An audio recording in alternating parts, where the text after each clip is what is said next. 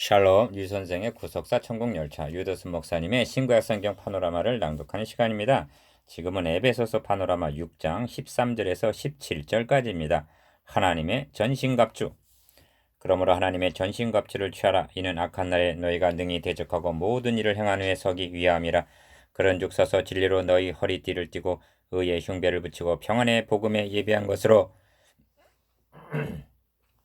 신을 신고 모든 것 위에 믿음의 방패를 가지고 이로써 능히 약한 자의 모든 화전을 소멸하고 구원의 투구와 성령의 검 곧 하나님의 말씀을 가지라. 에베소서 6장 13절에서 17절. 본 단원의 주제는 하나님의 전신갑주입니다. 도표 36을 보십시오. 첫 단락에서 왜 전신갑주를 입어야만 하는지 그 필요성을 말씀하고, 둘째 단락에서는 6가지 전신갑주의 목록들을 설명하고 있습니다. 큰일, 전신갑주의 필요성. 그러므로 하나님의 전신갑주를 취하라. 이는 악한 날에 너희가 능히 대적하고 모든 일을 행한 후에 서기 위함이라. 13절. 왜 하나님의 자녀된 성도들에게 하나님의 전신갑주를 입어야 할 필요가 있습니까? 무리가 그 칼을 쳐서 보습을 만들고 그 창을 쳐서 낫을 만들 것이며, 이 나라와 저 나라가 다시는 칼을 들고 서로 치지 아니하며 다시는 전쟁을 연습지 아니하리라 하는 이사야 2장 4절 말씀이 있습니다. 이런 말씀이나 그때 이리가 어린 양과 함께 거하며 표범이 어린 염소와 함께 누우며 송아지와 어린 사자와 살찐 짐승이 함께 있어 어린아이에게 끌리며 암소와 곰이 함께 먹으며 그것들의 새끼가 함께 엎드리며 사자가 소처럼 풀을 먹을 것이며 젖 먹는 아이가 독사의 구멍에서 장난하며 하신 말씀이 이사야 11장 6절에서 8절. 성취되는 그날에는 전신갑주를 무장히 할 필요가 어디 있겠습니까? 그렇지만은 지금은 근신하라 깨어라. 너희 대적 마귀가 우는 사자같이 두루 다니며 삼킬 자를 찾나니 하신 베드로전서 5장 8절. 악한 날인 것입니다. 그러므로 능히 대적해야 할 사탄의 괴계를 능히 대적하고 모든 일을 행한 후에 서기 위해서 하나님의 전신갑주를 입어야 하는 것입니다. 작은 일, 모든 일을 행한 후에 서기 위해서. 사도 바울은 지금 로마 옥중에서 이 서신을 기록하고 있습니다. 사도는 잘 훈련된 로마 군사들과 그들의 입은 갑옷을 눈여겨보았을 것입니다. 성경어를 올리면서 개선하는 군사들의 늠름한 행진도 보았을 것입니다. 선한 싸움을 싸우고 달려갈 길을 마치고 믿음을 지켜온 사도는 무엇을 생각했겠습니까? 바로 저것이다. 십자가의 군병들이 저와 같아야만 한다. 저들은 혈과 육에 대해서 싸움을 하고 있지만 우리는 정사와 권세와 이 어둠의 세상 주관자들과 하늘에 있는 악의 영들에 대해서이다. 사도는 로마 군사들의 허리띠, 흉배와 그들이 신고 있는 신, 방패, 투구, 검 등을 생각하면서 이것들을 영적 군사들에게 하나하나 적용시켜 나가고 있는 것입니다. 전신갑주란 현대적인 용어로는 완전 무장이라는 말인데 중무정한 병사의 완전한 몸차림을 의미합니다. 이 장비는 하나님에 의해서 공급된다는 사실입니다. 그래서 하나님의 전신갑주입니다. 디모데전서를 읽어보면 군사 용어들이 자주 나옵니다. 상관이 부하에게 말하듯이 명하노니, 어미, 명하노니 등의 명령이 하달됩니다. 그 명령의 권위가 장엄합니다. 그 명령은 사도 바울 개인의 권위에서가 아니고 하나님 앞과 산자와 죽은 자를 심판하실 그리스도 예수 앞에서 그의 나타나실 것과 그의 나라를 두고 엄히 명하노니, 얼마나 장엄하고 엄숙합니까? 하나님 앞과 그리스도 예수 앞에서 천군 천사들이 호위하는 가운데 사도 바울을 통해 이 명령을 받고 있는 군사의 자세가 어떠하리라고 생각되십니까? 차렷 자세입니다. 작으니 차렷 자세. 그렇습니다. 그래서 14절은 그런즉 서서입니다. 어깨를 떡 펴고 서 있는 모습, 그 자세가 고린도전서 16장 13절에 나오는 깨어 믿음에 굳게 서서 남자답게 강건하여라의 그 자세입니다. 여러분은 영적으로 어떤 자세를 하고 있습니까? 담대함과 당당히 어깨를 펴고 서 있는 차렷 자세입니까? 아니면 조그만 시련의 바람만 불어도 흔들리는 어깨를 축 늘어뜨리고 고개를 숙인 그런 모습입니까? 하나님께서는 우리의 어떤 모습을 보시기를 원하실까요? 성경은 은혜의 보좌 앞에 담대히 나아갈 것이니라 하십니다. 히브리서 4장 16절. 담대함과 하나님께 당당히 나아감을 얻느니라 하십니다. 에베소서 3장 12절. 하나님께서는 우리의 이런 모습 보기를 원하십니다. 하물며 사탄과 대적하러 나가는 우리들의 자세이겠습니까? 그런즉 서서라고 말씀합니다. 드디어 무기 창고의 문이 열리고 십자가 군병들은 마귀의 계계를 대적하기 위하여 영적 무기를 공급받게 됩니다. 그들은 전신갑주를 입기 시작하는 것입니다. 우리들은 머지않아 갑옷이 아닌 영광의 옷을 입게 될 것입니다만, 그러나 지금은 갑옷을 입지 않으면 아니 됩니다. 그것은 마귀의 음모가 있기 때문입니다. 악한 날에 능히 대적하고 모든 일을 행한 후에 서기 위해서입니다. 우리들은 잠시 옛적 가슴 설레이던 그 밤을 회상해 봅시다. 400여 년의 노예 생활을 청산하고 애굽을 탈출하던 그날 밤, 여호와의 손이 애굽 장자들을 치실 때 그들은 무엇을 하고 있었습니까? 그들은 유월절 양을 먹고 있었습니다. 탈출을 위해 새 힘을 공급받고 있는 것입니다. 허리에 띠를 띠고 발에 신을 신고 손에 지팡이를 잡고 급히 먹으라. 이것이 여호와의 유월절이니라. 그들의 자세를 상상해 보십시오. 그들의 자세는 누구의 자세입니까? 그들은 누구들입니까?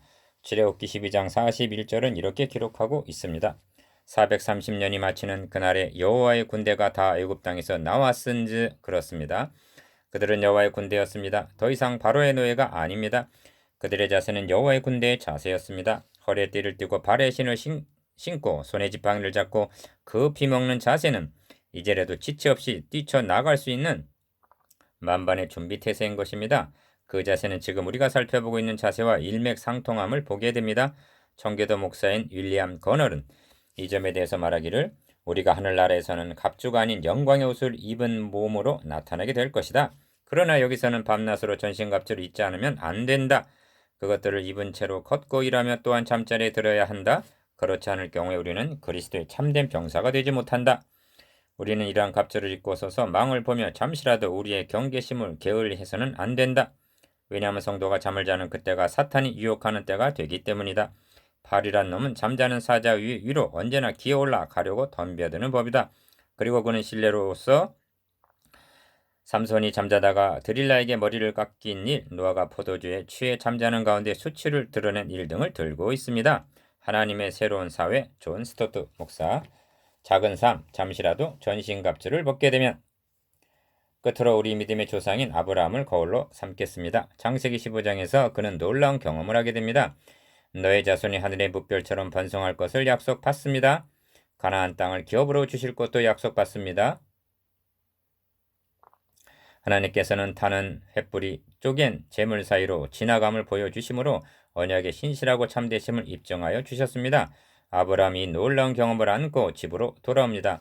늠름하고 당당하고 전신갑주를 입은 그런 모습으로 말입니다. 집에는 수태하지 못하는 아내 사레가 그로 인해 기쁨 없는 하나를 보내며 번민하다가 아브라함을 맞이합니다. 사레는 아브라함을 보자 푸념을 합니다.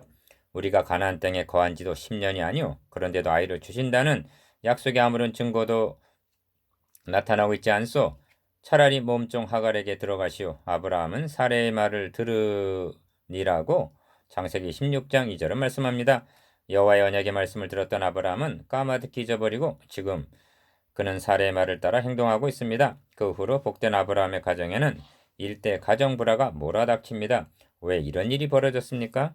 아브라함은 자기 집 현관에 들어서자 지금까지 입고 있던 믿음의 갑옷을 안심하고 벗어 놓았던 결과입니다. 그는 긴장을 풀어버렸습니다. 좀 쉬어야 하겠다 하고 허리띠를 풀러 놓았던 것입니다. 큰 영광 뒤에 시험은 닥칩니다. 이것은 우리들의 실패담이기도 합니다. 한 번 군병은 영원한 군병입니다. 한 번 입은 갑옷은 악한 날에 너희가 능히 대적하고 모든 일을 행한 후에 서는 승리의 계가를 부르는 그날까지는 벗어서는 안 됩니다. 크니 전신갑주의 목록들. 이제 우리는 6가지 목록으로 되어 있는 전신갑주에 대해서 상고하게 되었습니다. 작은 일, 진리로 너희 허리띠를 띠고 병사가 허리띠를 띠고 질끈 동여매게 되면 솟아오르는 힘과 자신감을 더해줍니다. 그것은 임전 태세인 것입니다. 반대로 허리띠를 푼다는 것은 휴식을 의미합니다. 인체 중간에 위치해 있으며 제일 먼저 언급한 허리띠는 무엇에다 연관시키고 있는가? 진리입니다. 진리의 허리띠를 띠라고 말씀합니다. 비진리인 사탄과 대적하려면 우선 진리로 대항하여야 합니다. 예수 그리스도께서도 빌라도 앞에서 내가 진리에 대하여 증거하려 함이로라고 말씀하셨습니다. 이 진리란 무엇을 뜻합니까? 어떤 분들은 마음의 진실성으로 생각합니다. 그런 뜻도 포함되어 있을 것입니다. 그리스도인들이 진실되지 못하다면 어떻게 거짓의 아비인 마귀와 대항할 수가 있겠습니까? 그렇다고 해도 우리의 진실성이 마귀와의 싸움에서 견뎌낼 만큼 완전한 갑주의 일부가 될 수 있을까요? 우리는 이 진리를 복음적인 진리, 교리적인 진리로 보는 것입니다.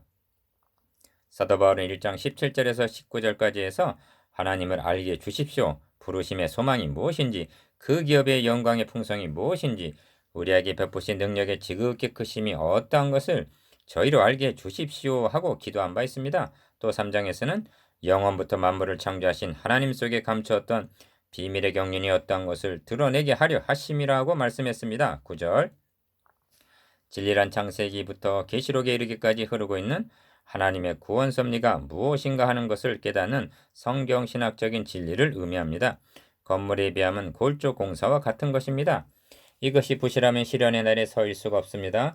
성도들은 많이 들었고 많이 알고 있기는 해도 이는 단편적인 지식일 뿐 진리의 허리띠 역할을 하기에는 미흡한 바가 있습니다. 이를 체계적으로 확립시켜주지 못하면 허를 찔리게 될 때 당황하게 됩니다. 특히 이단 사설에 그러합니다. 여러분은 진리로 허리띠를 띠고 있습니까? 교회가 평안에 매는 줄로 4장 3절 결석해 하듯이 성도 개개는 진리의 허리띠를 질끈 동여매만 마귀의 계계를 능히 대적할 수가 있습니다. 작은이 의의 흉배입니다. 이 의도 같은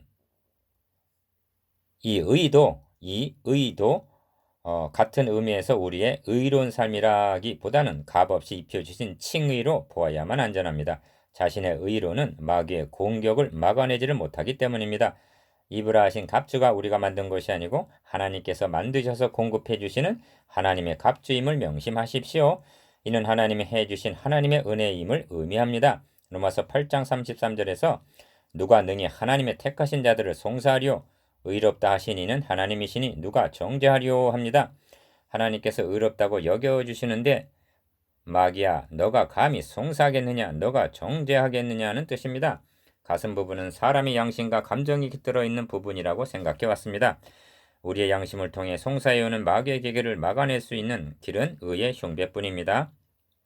조속으로 변하는 우리의 감정을 지키는 길도 하나님께서 그리스도로 말미암아 입혀주신 칭의뿐입니다. 그렇다고 해도 의롭다고 인정함을 받은 사람에게는 의로운 삶이 뒤따라야 하는 것입니다. 다시 말씀드리거니와 그 교회가 서 있는 교회냐 넘어지고 있는 교회냐는 다름 아닌 주님의 의를 붙들고 있느냐의 여부에 달렸다고 말했듯이 그런즉 서서라고 말씀한 담대히 설 수 있는 병사란 의의 흉배를 붙인 자뿐인 것입니다. 작은 삶, 복음의 신입니다. 로마 군인이 강할 수 있었던 것은 다름 아닌 그 신발에 있었다고 말합니다. 병사에게서 그 신발은 중요합니다. 미끄러지지 않는 스파이크를 신은 선수와 집신을 신은 사람이 경주하는 광경을 극단적으로 생각해 보십시오.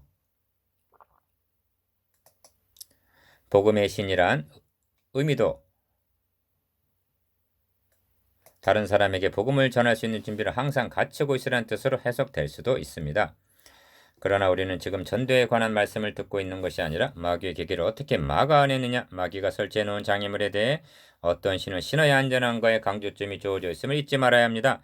그러므로 너는 준비된 튼튼한 신을 신어라. 그래야만 마귀가 설치해 놓은 뾰족뾰족한 장애물에 상하지 않게 될 것이다. 그것은 도처에 널려 있습니다. 맨발로는 위험한 일이라고 말씀하고 있는 것입니다. 그렇다면 준비된 예비된 튼튼한 신이란 무엇일까요? 하나님께서 준비해 주신 복음입니다. 평안의 복음의 신을 신어라. 잠시 말씀드리면 복음 즉 하나님의 은혜만이 안전을 보장해 줍니다. 그래야만 실족하거나 넘어지지 않게 될 것입니다. 평안의 복음의 신을 신어라. 다시 말씀드리면 복음 즉 하나님의 은혜만이 안전을 보장해 줍니다. 그래야만 실족하거나 넘어지지 않게 될 것입니다. 작은 사 믿음입니다. 이 믿음은 구원에 이르는 믿음이 아니고 역사하는 믿음입니다.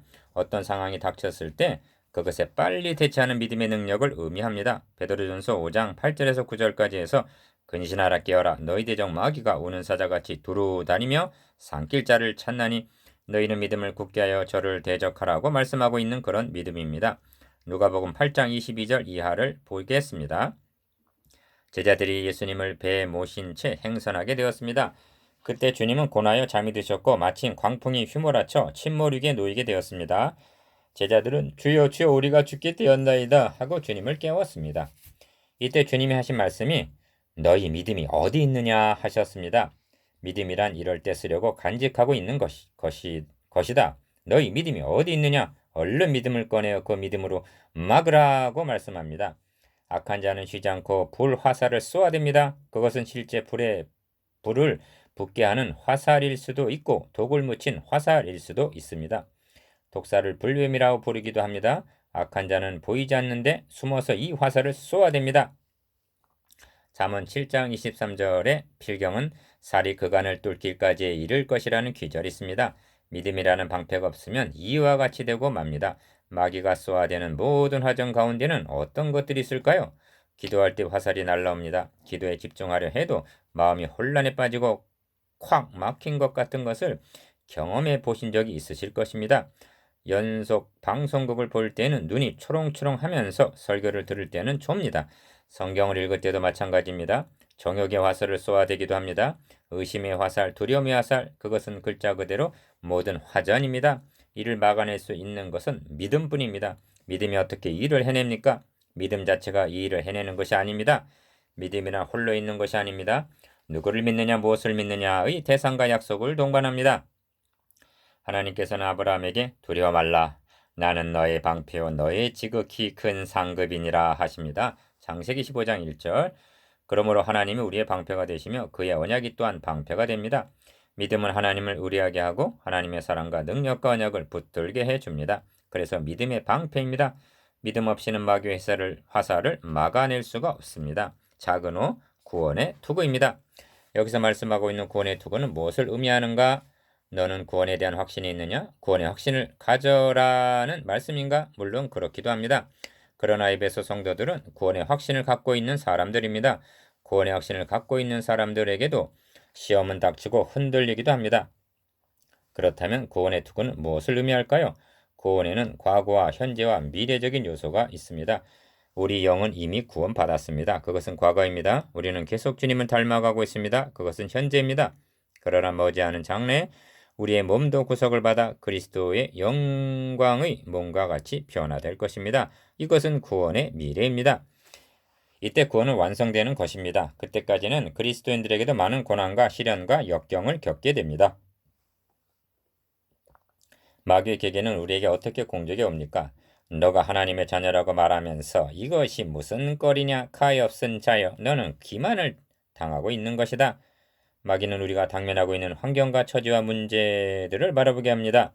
그리고 이것을 통해 우리들의 마음을 약화시키며 돌이키게 하려고 합니다. 성경적인 예를 들어보겠습니다. 욥기 2장의 욥의 아내를 통해서 당신이 이 지경이 되어서도 자기의 순전을 굳게 지키느냐 하나님을 욕하고 죽으라고 합니다. 얼마나 아픈 곳을 찌르며 낭망하게 하는 치명타를 가하고 있습니까? 마태복음 4장을 통해서 보겠습니다. 예수께서 40일을 밤낮으로 금식하신 후에 줄이신지라 시험하는 자가 예수께 나와서 가로되 너가 만일 하나님의 아들이거든 아시겠습니까? 하나님의 아들이 이 무슨 꼴이냐? 형제여 여러분 자매여 이런 시험을 당할 때 무엇이라고 답변하시겠습니까? 성경에는 이에 대한 답변이 가득합니다. 로마서 8장 18절에 생각한데 현재 고난은 장차 우리에게 나타날 영광과 좋게 비교할 수 없도다. 그렇습니다. 구원의 투구란 장차 받을 구원의 영광을 바라보게 하는 것입니다. 그래서 데살로니가전서 5장 8절에서는 구원의 소망에 투구를 쓰자고 소망을 첨부하고 있습니다. 고난 중에서도 그 영광을 바라보십시오. 여러분 구원의 투구를 굳게 쓰고 계십시오. 작은 육 성령의 검 곧 하나님의 말씀입니다. 성령의 검은 본문이 설명해 주고 있는 대로 하나님의 말씀을 의미합니다. 히브리서 4장 12절에서도 하나님의 말씀은 자유의 날선 어떤 검보다 예리하다고 말씀하고 있습니다. 그렇다면 여기서 거론하고 있는 하나님의 말씀과 진리의 허리띠라고 한 진리와는 어떻게 다른 것일까요? 진리를 체계적인 교리라고 말한다면 성령의 검, 곧 하나님의 말씀은 그때그때마다 임기응변으로 하나님의 말씀을 인용하고 사용할 줄 아는 능력을 의미한다 하겠습니다. 진리는 성도들을 서 있게 하는, 다시 말씀드리면 견고하게 해주는 역할을 해줍니다마는 사도행전 20장 32절 성령의 검이란 사탄과 대결할 때 계시록에서는 이 검이 예수님의 입에서 나온다고 했습니다. 주님은 이 검을 어떻게 사용하셨습니까? 마귀의 시험을 진리의 교리로 물리치셨습니까? 아닙니다. 사탄아 물러가라. 기록되었으되 주 너의 하나님께 경배하고 다만 그를 섬기라 하였느니라. 단칼에 물리치셨습니다. 여러분은 성령의 검으로 무장하고 있습니까? 자신을 낙심하게 하고 침착해 하는 마귀의 계기를 어떤 성경 구절을 묵상함으로 물리쳐본 경험이 있으십니까? 성경을 들어서 의심하는 여러분이 시험에 빠진 다른 분을 권면하신 적이 있으십니까? 어찌하여 하나님의 말씀이 성령의 검입니까? 성령께서는 말씀을 통하여 역사하시기 때문입니다. 이상에서 살펴본 대로 하나님의 전신갑주는 모두가 직접적이든 간접적이든 하나님의 말씀과 관련이 있습니다. 작은 7. 하나님의 말씀과 결부된 전신갑주. 그러므로 하나님의 전신갑주를 입고 취하는 방법은 하나님의 말씀으로 가르침을 받아서 그 말씀으로 무장함을 의미합니다. 그러므로 요한일서 2장 14절은 청년들아 내가 너희에게 쓴 것은 너희가 강하고 하나님의 말씀이 너희 속에 거하시고 너희가 흉악한 자를 이기었음이라고 말씀하고 있는 것입니다. 누가 강한 자입니까? 누가 흉악한 자를 이길 수 있는 자입니까? 하나님의 말씀이 그의 속에 거하는 자입니다. 10절에서 말씀한 바 주 안에서 그의 힘의 능력으로 강건해지고는 성령에 의해 능력으로 강건해지는 것입니다만 3장 16절 그 이외 하나님의 전신갑주를 입으라는 말씀은 우리 자신이 하나님의 말씀으로 양육되고 성숙하여지며 훈련되고 무장함을 의미합니다. 이것은 성도들이 삼하고 노력하고 힘써야 할 우리의 책임입니다. 여러분 마귀의 계계를 능히 대적하기 위하여 그 힘의 능력 더하기 전신갑주로 무장하십시오. 능력이 있다 해도 빈 주먹이거나 맨 몸이면 대적을 당할 수가 없으며 무장을 갖추었다 해도 능력이 없다면 허수아비에 불과합니다. 이 둘을 함께 구비한 군사가 요청됩니다. 여러분이 그런 군사가 되십시오. 묵상해 봅시다. 1. 전신갑주를 취해야 하는 이유는 무엇입니까? 13절 2. 전신갑주의 6가지 목록에 대해서 말해 보십시오. 3. 성령의 검, 곧 하나님의 말씀의 효능은 무엇입니까? 히브리서 4장 12절